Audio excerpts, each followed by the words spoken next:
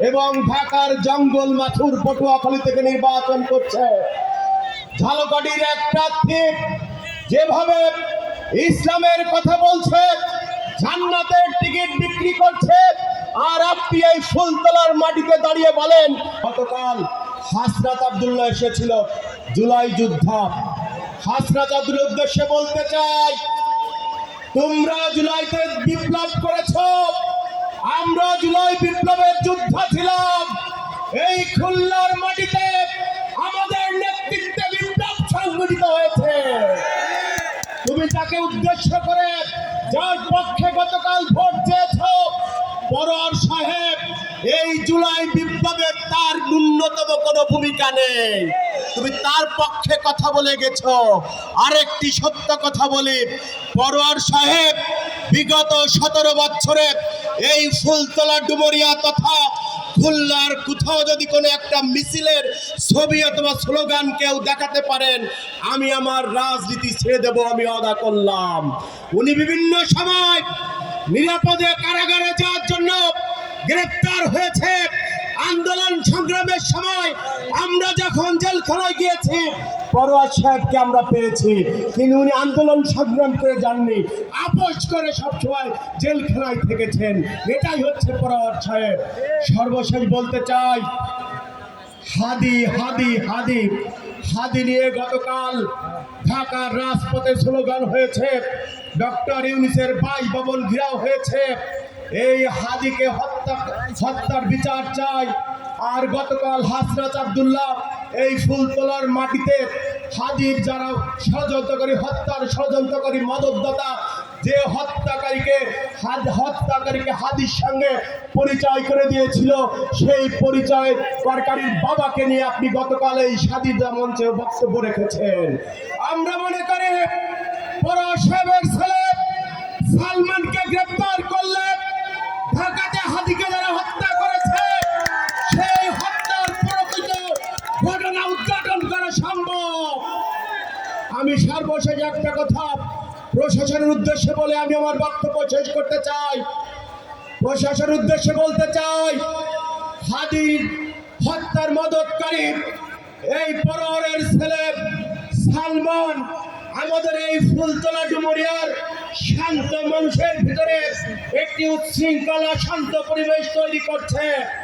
সে বিভিন্ন জায়গায় মোটরসাইকেল মহড়া দিয়ে আমাদের সনাতন সম্প্রদায়ের মানুষকে হুমকি দিচ্ছে। আমি প্রশাসনের উদ্দেশ্যে বলতে চাই, অবিলম্বে এই হাদির হত্যাকারী সালমানকে গ্রেফতার করুন। তা না হলে ফুলতলা ডুমুরিয়ার কোথাও যদি কোনো ভয় ভীতি প্রদর্শন করে, আমি যুবদল, ছাত্রদল, স্বেচ্ছাসেবক দল সহ বিএনপির সকল পর্যায়ের নেতাগণ প্রতি উদাত্ত আহ্বান থাকলো, এই হত্যাকারী হাদির হত্যাকারী সালমান যেখানে অরাজকতা তৈরি করবে, সেখানেই প্রতিরোধ করে তুলবেন। আপনারা দিবেন।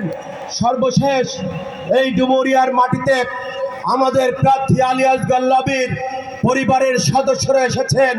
আপনাদের এই স্বতঃস্ফূর্ত সাড়া, একটু আপনাদের এই ইয়েধে তারা আবেগ আপ্লুত।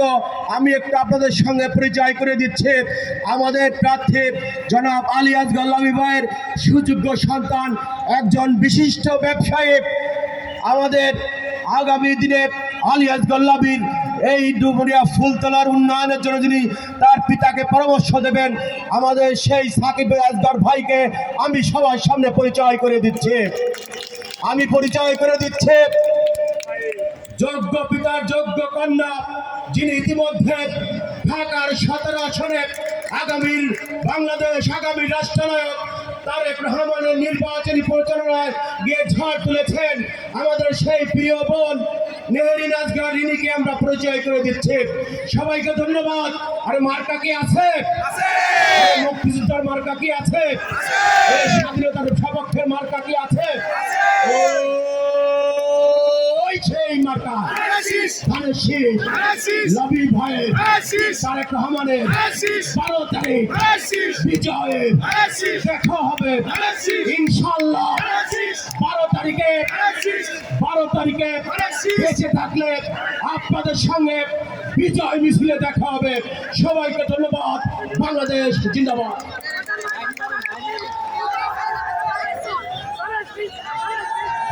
সভাপতির সমাবেশ এ পর্যায়ে বক্তব্য রাখবেন আজকের নির্বাচনী জনসভার প্রধান বক্তা খুলনা জেলা বিএনপির আহ্বায়ক সাবেক ছাত্র নেতা জননেতা জনাব মনিরুজ্জামান মন্টু।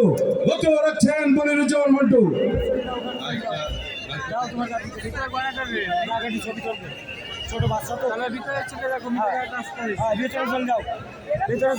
বিসমিল্লাহির রহমানির রহিম।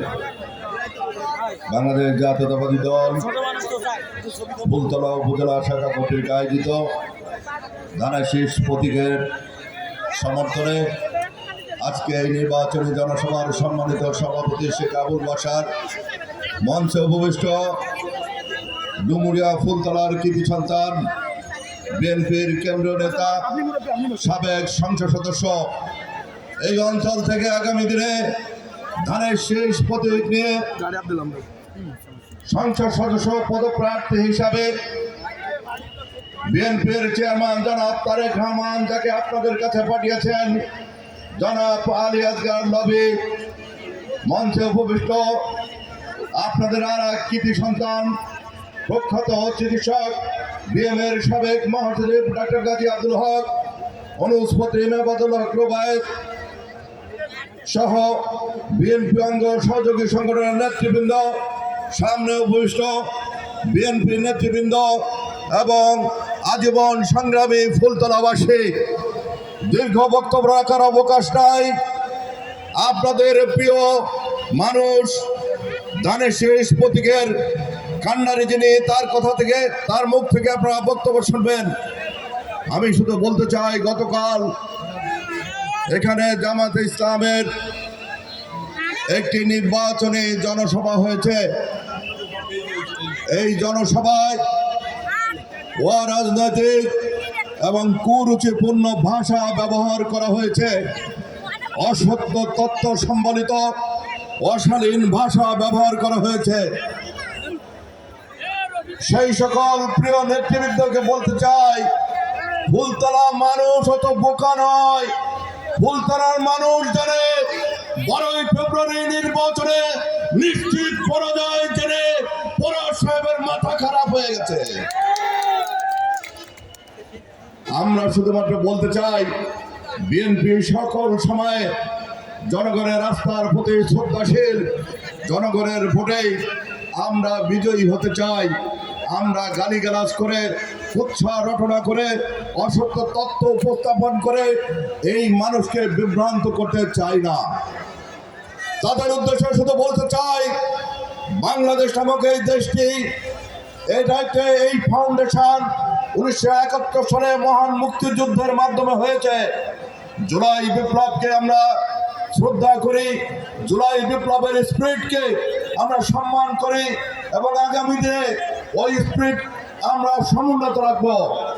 কিন্তু মহান মুক্তিযুদ্ধের ইতিহাসকে বাদ দিয়ে বাংলাদেশ হতে পারে না।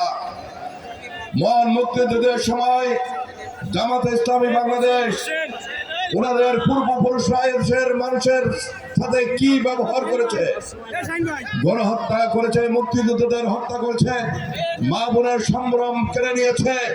তারা নতুন করে এসে আবার নতুন ভাবে ক্ষমতার স্বাদ দিতে চায়।